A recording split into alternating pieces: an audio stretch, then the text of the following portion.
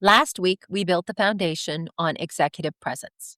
Clarity, composure, conviction, that's executive presence in theory.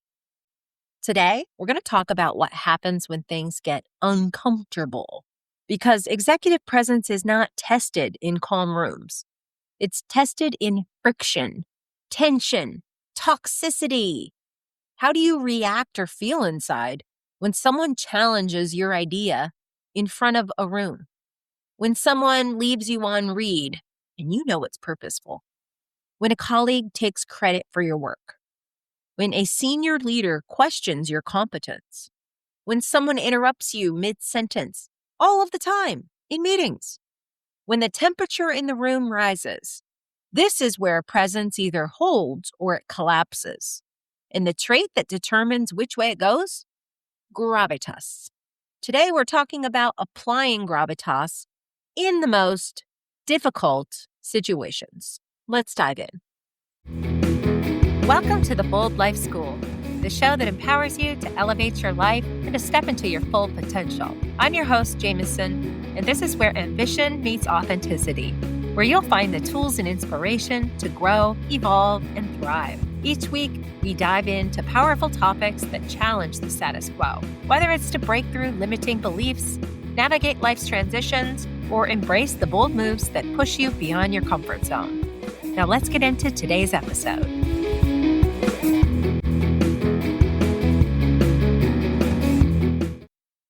Okay, so what the hell is gravitas anyway? Let's demystify it. It's not just charisma, it's not dominance, it's not big energy. Gravitas is grounded, calm, steady under pressure, with gravity. It's the refusal to let someone else's chaos dictate your behavior. It's calm authority when others are performing insecurity. And here's the part most women aren't told. As you rise, you will encounter more ego, more politics, more subtle power plays, more testing your boundaries, testing your skill set, testing your confidence. You won't necessarily have screaming matches, God, I hope not, for your sake, but the colleague who ignores your emails but responds to others, the boss who praises you privately but seems to undermine you publicly, the peer who reframes your idea as theirs, the senior leader who pushes hard just to see if you'll wobble. Gravitas is what keeps you solid and stops you from wobbling in those types of situations. Let's talk about 5 work archetypes that you will encounter and how executive presence helps you meet and defeat all of them. Let's start with the first archetype, the credit stealer. You know this one. They rephrase your idea as their own. They summarize your work in meetings without attributing any of it to you. They build on your thought and suddenly it's all theirs. Now, credit stealers aren't always malicious. Often, they're just insecure and opportunistic. In some work cultures, this behavior is how people get ahead. Now, here's what reactive energy does in those situations. You might go silent, but you seethe privately. You're upset, you're irritated. Then you go on to vent to other people, everyone around you, except for the actual credit stealer. Or maybe you confront them emotionally. And if that's the case, they probably gaslight you and make you look crazy for being emotional. But the worst type of response is when you just give up, give in altogether, roll over, and stay a doormat for this BS. None of those responses build executive presence. Gravitas does something different. It calmly re-anchors ownership in the moment. It's neutral, it's clear, there's no edge, but you still remind people of your part in the process. You might say, that's exactly what I outlined in the proposal I sent Monday. I'm glad it resonates. Or, yes, that's the framework I've been developing for the past 2 weeks. The next step I'm recommending is blank. You don't accuse, you don't over-explain. You just restate authorship as fact. You gently remind them that you were the author here and keep the conversation moving. Gravitas refuses to disappear. And here's the deeper truth. Credit stealers are testing you for your silence. They're used to bulldozing their way through others' work. And the only way to stop it is to meet it head on. So if you consistently practice this re-anchoring calmly, they'll stop trying because you're no longer easy prey. Executive presence isn't about confrontation with emotion. It's about calm ownership. Here you are, moving about your business, owning your ideas, feeling pretty good, and wham, the passive-aggressive underminer. This archetype is subtle. They don't attack directly, but they make sideways comments. They ask loaded questions. They play devil's advocate for the nth time. They insinuate that maybe you haven't done the most basic research or thought work in developing your strategy. I mean, what the hell? You think I haven't thought this through at all before I've presented it here? They publicly question minor details to shake your footing. Their goal clearly isn't clarity, it's destabilization. Reactive energy, when you come across a passive-aggressive underminer, looks like speeding up. You're talking faster, over-explaining, stumbling over your words, becoming defensive, trying to win, trying to prove your point, and trying to prove your worth, all while wondering where all of this negative energy has come from in the first place. Gravitas slows down. Gravitas isn't afraid to dig into the comments, the questions, or the concerns. In fact, one of the most powerful ways to take back your power with gravitas is to simply ask a question back to the speaker who's putting you on blast. Any question. It puts you back into the conversation driver's seat. So when someone says something like, "Are we sure that's the best approach?" you might respond, "What specifically concerns you?" Now they must clarify. They need to give information to support their idea. Vagueness dies under specificity. If they continue, you might ask, well, is your concern risk, cost, or timeline? You force structure. You force them to get real. And then if they can state a specific concern or problem that they see with it, then you can state or restate your supporting evidence, your reason, and your logic that led you there in the first place. You turn the emotional energy into operational language. Ask questions. Dig in to find out where they're coming from. You don't fight a negative tone with a negative tone. Just ignore the tone. Just ignore the fact that you think that they're being a little slippery. Elevate the conversation to logic. Passive aggression thrives in ambiguity, but clarity, questions, being willing to listen exposes it. And executive presence is really being clear and getting clarity under pressure. When someone pushes your buttons, it can be hard to maintain your cool, especially when you meet the third archetype, the emotional reactor. The person that escalates quickly, that gives big reactions, strong opinions, gets visibly frustrated. Energy can spike in meetings like this. Sometimes it's a stressed leader. Sometimes it's a peer who runs hot.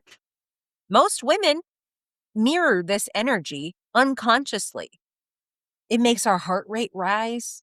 Our speech speeds up.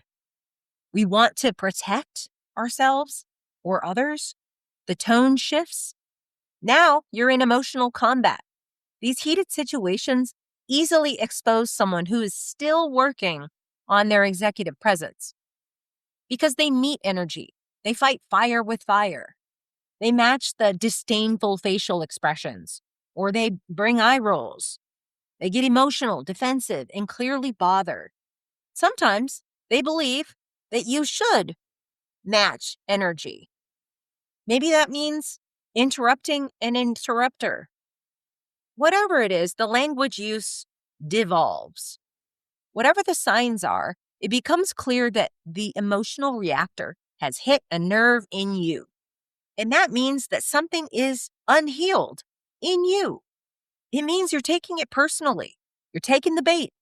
You're lowering yourself to a level not becoming of your best self and not becoming of someone with gravitas, executive presence. Gravitas does the opposite.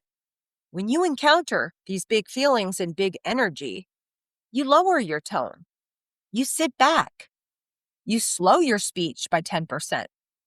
You just observe, listen until the emotional reactor is finished. You don't get in the way of a moving train derailing towards you. Gravitas finds a way to acknowledge the issue, the person, the problem without succumbing to their ways. When someone throws one of these big tantrums, you might pause and say, I hear that this feels urgent. I can tell that this is important to you. Pause. Here's what I'm seeing from a risk perspective. Can you tell me more about what the problem is? You acknowledge emotion. Don't absorb it. Don't get involved in their emotional instability. You don't compete for an intensity because intensity is not authority. If it gets too intense, maybe you suggest that you continue the discussion when everyone has calmed down. This is letting someone know that your boundaries have been breached. It is no longer professionally acceptable for you to engage in such a manner. Guess what? You can walk away. You don't need to put up with an emotional dump that someone else is having. And here's the most powerful truth. When you argue with a fool, people can't always tell who is who. You both look crazy. You both look unhinged. You both look like you can't manage your emotional selves. But when one person stays calm, and I hope that person is you, the nervous system of the room recalibrates around them. The calmest person becomes the center of gravity, the safety, the sanity. People are looking for a calm center in the storm. That's gravitas. Now, there's another type you will be sure to encounter along the way as you're building executive presence, and that is the micromanager. This one doesn't explode. They hover. They recheck your work unnecessarily. They ask for constant updates. They want to be in every loop. They want to be in every meeting. They constantly question you. They insert themselves into decisions you're capable of making on your own. They keep you from growing into your role or spreading your wings beyond your role. If you encounter a micromanager, how are you supposed to develop the executive presence that you need to continue moving forward in your career? Now, on the surface, micromanaging can look like involvement, and sometimes it's nice to have an involved manager. But underneath, it can also be about control. Micromanagers can trigger overperformance in you. You start sending longer emails, over-documenting, explaining every little decision that you're making. Seems like you're always asking and waiting for permission instead of informing and getting the work done. That's not executive presence. That's being a task fulfiller. That's shrinking under surveillance. It's doubling your efforts and stress under a watchful, worried eye. It causes fear in you that wasn't even there before. Now you're wondering about your job, your stability. It's not a healthy or fun environment to be in. So instead of meeting a micromanager head on, though, what many people do is they meet the micromanager with their own passive-aggressive tactics. They start flooding their boss's emails with check-ins. They say, okay, well, you said you wanted to know everything. Now I'm going to start telling you everything. Or they start disappearing from the workflow meetings. Well, he seems to want to be in charge anyway, so why don't I just let him? They start doubting themselves and their own value, their own ability to make decisions. And all of a sudden, they've gone from confident, practicing leader who's moving up, who's making moves, to unconfident, insecure, angry, and resentful worker. Most of the time, micromanagement doesn't have anything to do with you specifically. It's more about letting go of control for the micromanager. Gravitas shifts from reactive reporting to proactive framing. Instead of focusing on reporting everything up and asking permission, the focus is on showing that you got this. Instead of asking, is this okay? Try, here's the direction I'm taking based on X and Y. Let me know by Thursday if you see any risks or issues. You're not asking for approval. You're defining the direction and you're inviting input. If said person has input, they can give it, but you're going for it. If they start diving into small details, remember to zoom out. It's not always about every little thing that you do to achieve a result. It's about the result and the larger strategy at hand. Micromanagers thrive in tactical details, wanting to control every little thing along the way in terms of how you do it, what you say. But leaders operate at altitude. When you calmly hold altitude, the bigger strategy, the larger focus at hand, one of two things happen. The micromanager will rise to meet you, or they'll back off because you're no longer operating from anxious compliance, from diving into all of the tiny details to make sure they agree with every little thing. Gravitas signals competence without theatrics. When all else fails, this situation requires you to face it head on. Have a talk with the person and ask, I've noticed that you have a lot of questions about this. Would it be helpful to sit down and talk about the process we've used to get here? Or maybe you could say, it sounds like you have some preferences for how we go about this. Let's discuss them. It's possible that in the micromanagement, this person has valid questions, concerns, or maybe they just don't know enough about the project or the work that you're doing to feel confident. That's valid. Give them a platform to discuss it. Make sure that you're sharing information in a transparent manner so that they can effectively support you. So I think there's an element of self-reflection that needs to go along with micromanagement, because sometimes you've got, just a poor leader who can't release that control. But oftentimes in there are solid things that you can do to make your work more visible, to bring about more confidence. So make sure you look at both of those. That's the only way that you're going to be able to address it. Now, the higher you get up the leadership ladder, the more politics that are involved. Archetype 5 is the political operator. This one is sophisticated. They don't argue loudly. They align quietly. They build alliances before meetings. They position narratives. They control perception. They come prepared, ready to make a point and make an impact. Mid-career women often underestimate the importance of politics in the workplace because they want work to be merit-based. They want to believe that if they do the right thing and they do a good job, then they will continue to rise through the ranks. But at senior levels, perception really matters. And that perception can be twisted. It can be cultivated. Now, here's the mistake: trying to out-politic them. Gravitas doesn't play that game. There are always going to be political manipulators. But Gravitas does three things instead. First, it refuses paranoia. You can't spiral into this whole conspiracy theory that they're against me.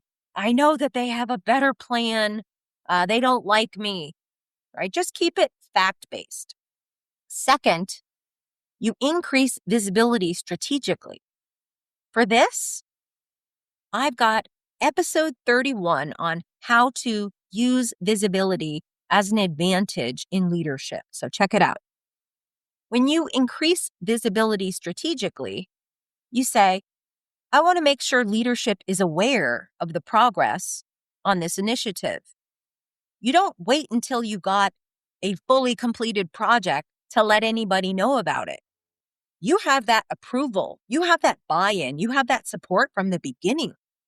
You start to share your progress to leadership, to your peers. You don't just tell your peers and your leadership about it. You strategically get their input so that they feel bought in along the way. And by the time this gets to be something, you have a crowd of support and collaboration around you. You have woven your plan through the entire group of peers around you. You don't compete quietly. You position calmly in advance. It's strategic. And you speak in strategy, not just in tasks that you've done. You have to remind the political operators that you are aligned with the highest goals of the organization, of the team, of this year, of this quarter. You remind them that, hey, this project looks amazing, but it's more than that. We're balancing long-term costs against short-term gain. Or this aligns with our 2026 objective to blank. Political operatives paint the picture and they tie it to the larger strategy, the most important initiatives. And that's how you play the narrative game. Gravitas elevates the narrative and aligns it with the business. You move the conversation to the level decisions are made. It's not emotional. It's not reactive. It requires strategy. Now, there's a pattern across all 5 of these archetypes. Notice what's consistent. The credit stealer tests your ownership. The passive-aggressive underminer is testing your clarity. The emotional reactor is testing your emotional regulation. The micromanager is testing your confidence. The political operator tests your altitude, your ability to strategize. None of these are random. You're being tested all the time because you're building skills. These tests expose where you're wobbling. Gravitas stops the wobbling, not by overpowering, not by overworking, not by overcompensating, but by holding steady in your language, in your posture, in your pace, in your boundaries, in your strategic framing. Executive presence at senior levels is less about brilliance. After all, no one can be an expert in everything, but it's about making sure that you have checked the boxes all along the way and having the answers, the emotional regulation. It's more about who remains grounded when all of the egos enter the room. Gravitas is not about being super impressive. In fact, you can be yourself in a lot of ways. Keep your personality. It's about being unshakable. It's the ability to encounter ego, testing behaviors, testing people, subtle toxicity, power plays, politics, disagreement without losing yourself, without losing your cool. It's not about being louder. It's not about being harder. It's about being steadier, calmer. You don't need to win every interaction to win the game. You need to hold yourself in it. That's executive presence in the real world. And if you are a mid-career woman or man who knows he or she's capable of more, it's nervous system training, it's language refinement, it's boundary ownership, and the decision to stop letting other people's instability dictate who you are through your behavior. That's the skill. It's refined skill, and it's built boldly. I hope you enjoyed today's episode. If you didn't see part 1, revisit episode 33 for the first part of executive presence. Have a great one, and I'll see you next time.